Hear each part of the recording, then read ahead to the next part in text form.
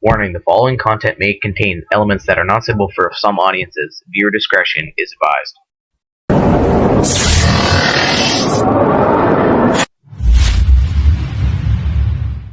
So, yun, good morning mga kandars. Bali, isang mapagpalang araw po sa inyong lahat.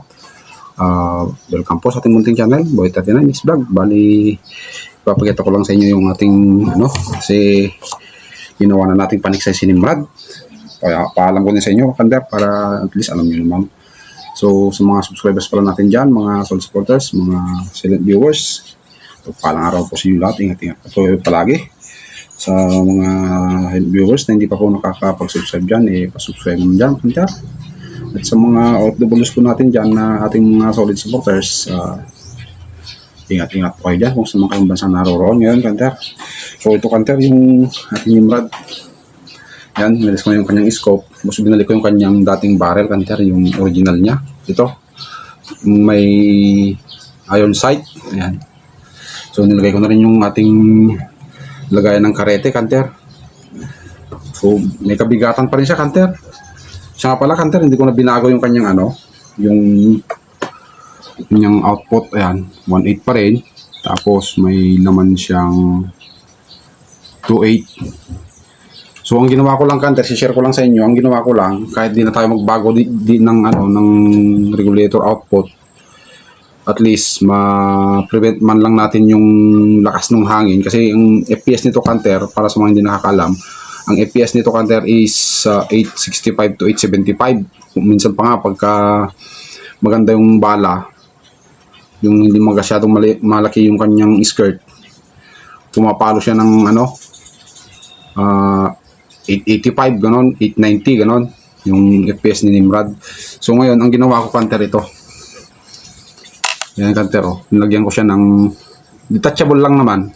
Nilagyan ko siya ng ayan, engineering plastic ito, kanter. Ayan, bali binutas ko lang siya, tapos ayan. So yun yung ginawa ko, kanter. So sana makita nyo. Ayan, so ang kapal lang nito, kanter, is nasa 4.5 mm. Kasi maiksi lang naman kasi yung firing pin ni Nimrod, kanter, So yung lumalabas lang dito, kanter, na nakausli kapag inilalagay natin to, ayan. Yan, ganyan. So yung alam nyo yung kanter, yung familiar kayo, yung palito ng posporo, wala pa nga yata, yung nakausli, yung pupukpukin ng hammer, So parang ganun lang, malaki lang siguro konti yung diameter nung stick nung nung posporo, kanter. Ayan. So kung mahina siguro, so siguro lilihain na lang natin para at least hindi mabasag yung plastic ng ating paniksay. So ganito lang ang ginawa ko, kanter, kasi para at least ma-prevent natin yung lakas niya. Kasi pagka hindi tayo naglagay nito masyadong malakas, kanter, yung sa FPS niya na lang 8, sabihin na natin 865, kanter. So basag yung yung plastic nung tiksay dart kung ganon. Kaya lagyan ko ng ganito, at least hindi siya ganong malakas, ma-prevent yung lakas niya, parang makokontrol yung hangin niya paglabas dito sa barrel, kasi yun nga, meron ito. So sana effective, kanter. Naisip ko lang ito, kanter, na lagyan kasi tinatamad na akong dito, kanter, mag-backclass. Yan. Laki ng tangke, 0.5 liter, kanter. Laki ng tangke. Siyempre, pump lang naman yung gamit natin. So, pura tutulo naman ang pawis natin dito. Kaya, ganito na lang ginawa ko. Natamad tayo mag-backclass, kanter, at magbomba. So, yun lang naman, kanter, ang binago ko dito. Nilis ko lang yung scope. Tapos, nagyan ko lang ng ganito. So, tinignan ko na yung FPS niya, kanter, is kung na lang 685. Yan. Nasa 685 to 690 ganon yung FPS niya, kasi meron to, kanter, yung pumipigil sa pag-pound ng firing pin. So yan, ito lang, kanter. Bali paniksay natin si Nimrod, kasi napapagod ako, kanter, sa mga dibomba natin, yung sa foot pump. Napapagod ako, kanter, ang hirap magbomba. Tapos pag naakyat ako sa puno, kasi pag naniksay tayo, wala kang pagbubumbahan, bababa ka na naman, tapos aakyat na naman, tapos bababa, aakyat na naman. Hindi naman pwedeng bumbahan natin ng kahit sagad-sagad na 150, gano'n. Hindi naman pwede kasi baka sasabog o bibitak yung tanso. So, ito na lang siguro. So, balik na lang natin siguro, Hunter, yung kanyang, pag mag-ibon tayo, itong kanyang barrel na bibili natin kay Bro Ilocano Gunner. So, yun na lang siguro ang natin pagka nag-ibon tayo. Pero may pang-ibon tayo, Hunter, nandyan. Si Betagans, Hunter. Bali, ibang Betagans naman ito, Hunter, hindi yung dati. Saglit, Hunter, ipapakita ko. Ito siya, Hunter, si Betagans, yan. Kaya lang, Hunter, medyo pahit yung barrel niya kasi nga kinalawang na stock. Bali ito, Hunter, pinampon ng ating isang tropa na seaman, hindi niya nagagamit kaya binigay niya sa atin kasi yung sa atin dati, Hunter, bali nagustuhan ng ating kamag-anak, so di tayo nakatanggi, tsaka kailangan din naman natin gipit tayo, so naibigay natin ngayon. So at least may kapalit naman. Kaya lang sira dito, Hunter, yung barrel, may kalakalawang sa loob kasi mga naka-stack. Bali ako na lang din naglagay nito, Hunter, yung sticker niya ito. So mura lang sa atin binigay ito, Hunter, ng ating tropa, seaman ng tropa. So yan, Hunter, Betagans. Bali rinipak ko na rin pala, Hunter, yung kanyang silencer kasi sumasayad. Ninipak ko na rin katulad nung dati. Bali, mas hinigitan ko pa nga yung dati kasi ginawa kong 3 divider na ito. Dito, tapos dito. Bali, pang-4 tong nasa labas, Hunter. So, medyo mahina siya. Kaya lang, medyo mahina yung FPS niya, Hunter. Gawa siguro ng pinakalawang yung loob ng barrel. So, lininis ko naman. Pero at least, hindi pa rin talaga katulad ng makinis na makinis kasi nga, yun, matagal na hindi nagagamit. So, talagang nagka-defective siya, mga Hunter. So, sabi naman ng tropa, magkati na lang daw kami sa pagbibili ng barrel. So, sana makapagbigay na siya para makabili tayo ng barrel. Kahit yung mga 20 inches lang na Kasi ito, Hunter, is 19.5 lang ito. Sinukat ko na to, Hunter. Yung Betagans natin kasi, na dati, 21 inches yun, Hunter. Ito 19.5 inches lang ito.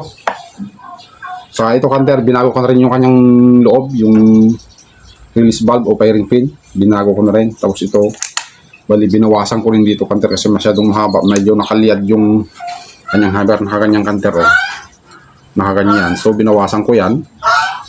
Katapos,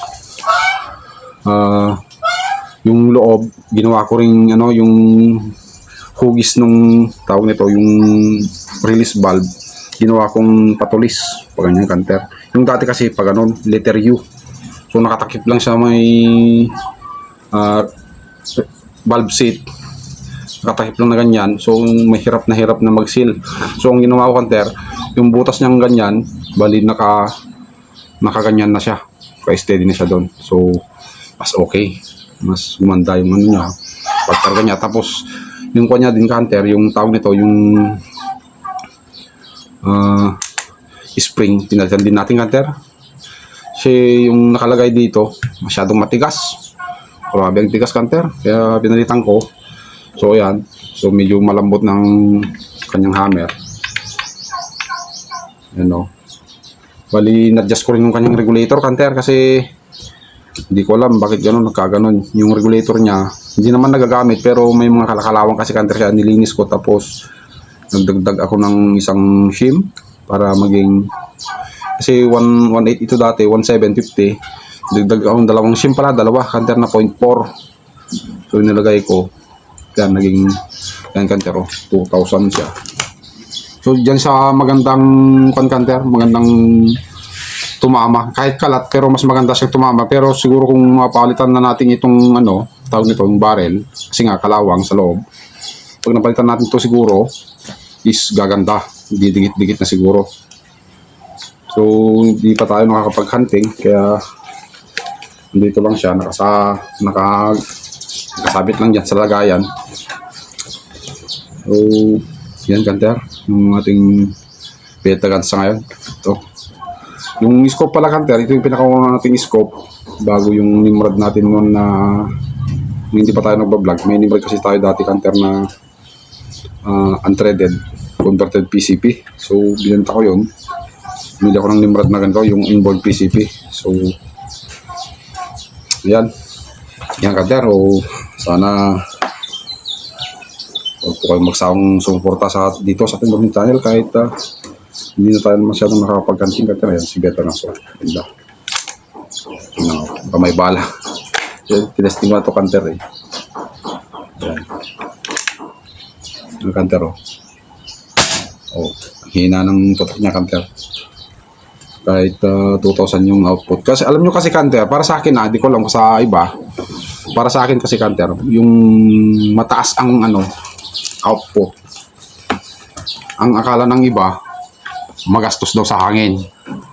Di nila alam, mas matipid, kanter, kasi hirap yung hammer na pitikin. Kasi nga marami siyang laman dito sa receiver. So kung malambot lang yung hammer mo, by the way, i-on naman ito, adjustable, kanter, no? Pero kung gusto mong malambot, siyempre hirap nga naman, parang ang pahit sa akin kasi, kanter, kung yung tigas dito, ito kasi sakto lang, kanter,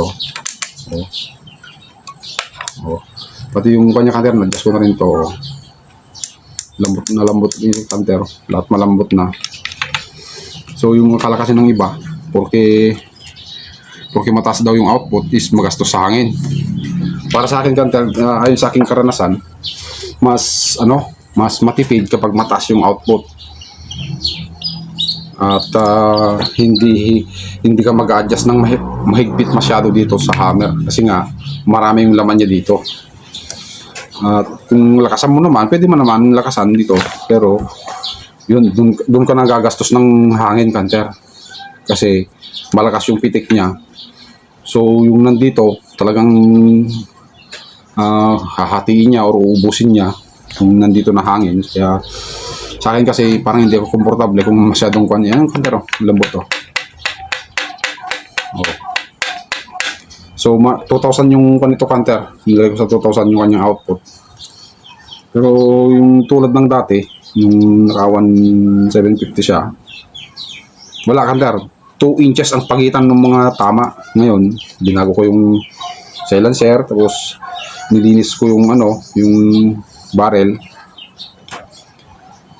Medyo lumapit naman mga ganyan na, kanter, kaso problema talagang hindi na matanggal yung kalawang, kanter, sa loob, kaya palitin talaga yung barrel.